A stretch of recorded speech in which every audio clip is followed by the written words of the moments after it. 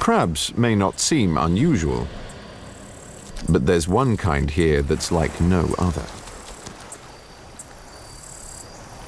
On this little island in Vanuatu lives a real oddity.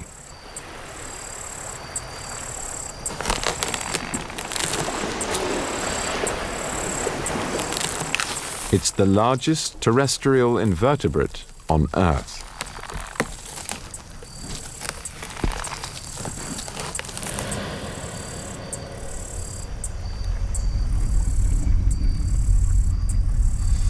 The robber crab.